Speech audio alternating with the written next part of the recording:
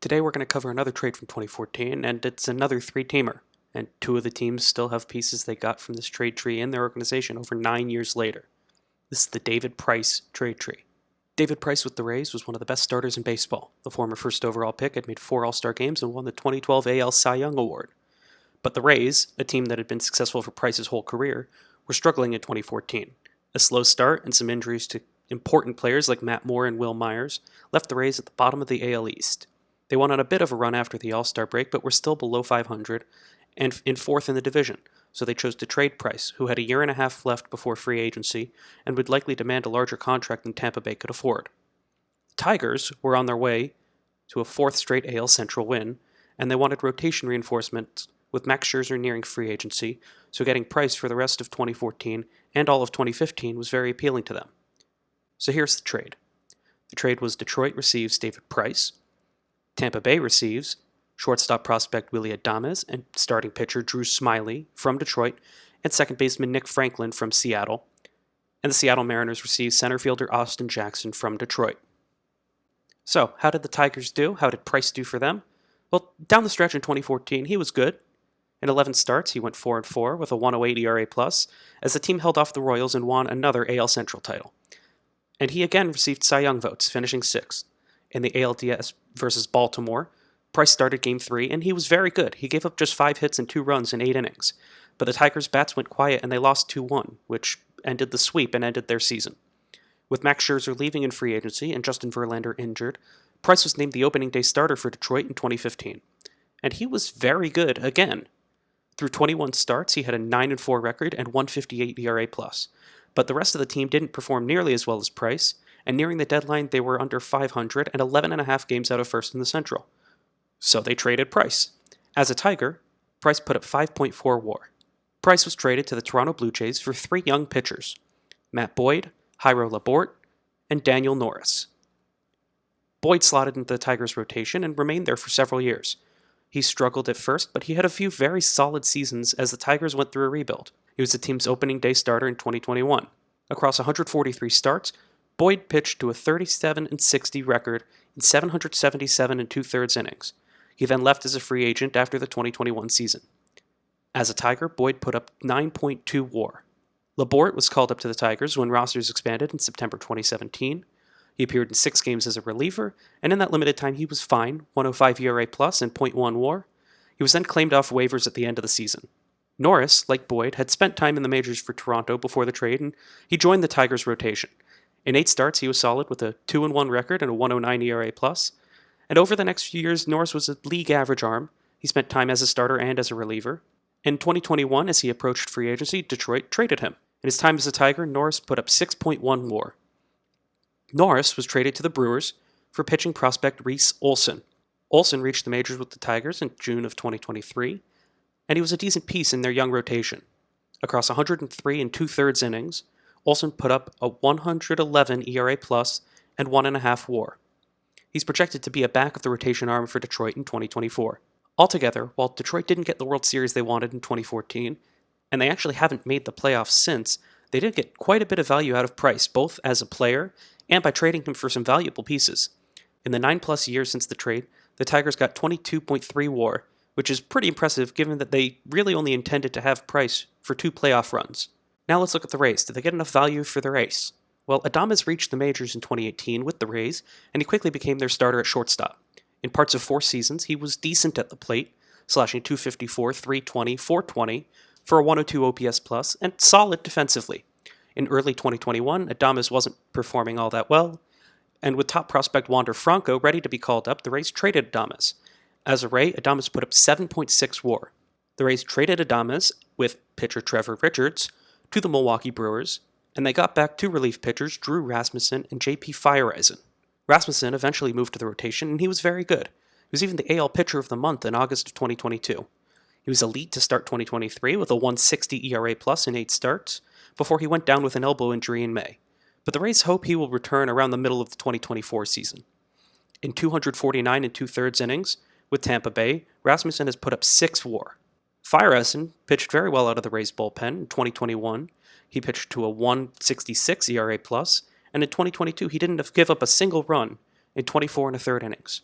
He tore his rotator cuff in June and missed the rest of that season, and in the offseason he was traded. Feyereisen put up 2 WAR with the Rays. Feyereisen was traded to the Dodgers for minor league pitcher Jeff Belge, who hasn't reached the majors yet, but he's still in the Rays system. He spent 2023 in Double-A, and he was pretty effective, and at just 25, he may contribute to the Rays at some point in the next couple seasons. Drew Smyly was one of the best pitchers in MLB down the stretch in 2014, with a 1.7 ERA and .8 WHIP through 7 starts, including a complete game shutout. He regressed to his usual self the following 2 years, and then with 1 year remaining before free agency, the Rays traded him. Through 49 starts in Tampa, Smyly was about league average. He pitched to a 100 ERA+, and he put up 3.8 WAR. Smyly was traded to the Seattle Mariners for infield prospect Carlos Vargas, outfielder Mallex Smith, and minor league pitcher Ryan Yarbrough. Vargas never made the major leagues, and he was placed on the restricted list in 2021. Smith was the Rays' 4th outfielder for 2017 and 2018. In 222 games, he slashed .287, .354, .389 for a 105 OPS+, but his elite speed provided a ton of value to Tampa Bay. In 2018, he led MLB with 10 triples, and he also stole 40 bases. Through his 2 years with Tampa, Smith put up 4.8 WAR. Smith was then traded, along with outfield prospect Jake Fraley, back to the Mariners, and the Rays got back outfielder Guillermo Heredia, catcher Mike Zunino, and pitcher Michael Plasmeyer. Heredia spent 2019 as the Rays' 4th outfielder. He appeared in 89 games. He slashed .225, .306, .363 for an 80 OPS+, and .3 WAR, and then he left in free agency after the season. Zunino was the Rays' primary catcher for parts of the next 4 seasons, and for the most part he wasn't very good, particularly at the plate. He slashed .183, .257, .420 for an 85 OPS+ in 263 games. His best season by far was 2021, when he slugged .559 and appeared in the 2021 All-Star Game. After the 2022 season, Zunino left in free agency, and as a Ray, he put up 2.6 WAR. And Plasmeyer never made it to the majors with Tampa. In 2021, he was traded to the Giants for relief pitcher Matt Wisler. Wisler spent part of 2 seasons in the Rays bullpen. He put up a 174 ERA+ and 1.1 WAR in 73 1/3 innings, and he was released towards the end of the 2022 season.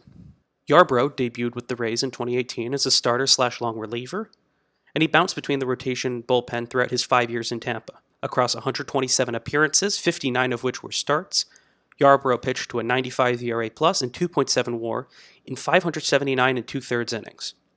After the 2022 season, he left as a free agent. Franklin bounced between the Rays and AAA for parts of 3 seasons, appearing in 115 games with Tampa Bay. He slashed .227, .284, .388 for an OPS+ of 85 and minus .8 WAR. Then he was claimed by the Brewers off waivers in 2017. So altogether, the Rays got 30.1 WAR out of trading away David Price. Now, they did give up other pieces in this trade. When they traded Adames to the Brewers, they also gave up Trevor Richards. When they traded Mallex Smith back to Seattle, they also gave up Jake Fraley. But they got a ton of value out of trading away their ace, a guy who a year and a half from now they knew wasn't going to be on their team, and they still have Drew Rasmussen in their organization. So 9+ years later, to still have contributions coming in from trading one player is pretty valuable. Now let's look at Seattle. Jackson was bad with the Mariners in 2014, particularly at the plate. In 54 games, he slashed .229, .267, .260 for a 54 OPS+, but he was good enough defensively to finish with 0 WAR. In 2015, he rebounded with a .272, .312, .387 for a much better 96 OPS+. With the Mariners out of contention and Jackson nearing free agency, they traded him. Through 161 games, Jackson put up 1.5 WAR for Seattle. Jackson was traded to the Cubs for a player to be named later, which was never named. The Mariners actually never got anything back for Austin Jackson. So all they got out of this trade was the 1.5 WAR that Jackson provided to them. But I really don't consider them losers. They were barely involved. From their perspective, they traded Nick Franklin for Austin Jackson. Neither one of them was very good after this trade. They're just kind of in it by association. But my winner of this trade is the Tampa Bay Rays. They traded the best player in this deal, but they got so many quality players in return, and they managed to keep trading them for more quality players. The Tigers did pretty well too, even though, they haven't been successful. They didn't win a World Series. But Price was very good for them, and they managed to turn him into a few players that contributed to them for a long time as well. Anyways, let me know down in the comments who you think won this trade, or if there's any other trades you want me to break down in this format, and I'll see you all in the next trade tree.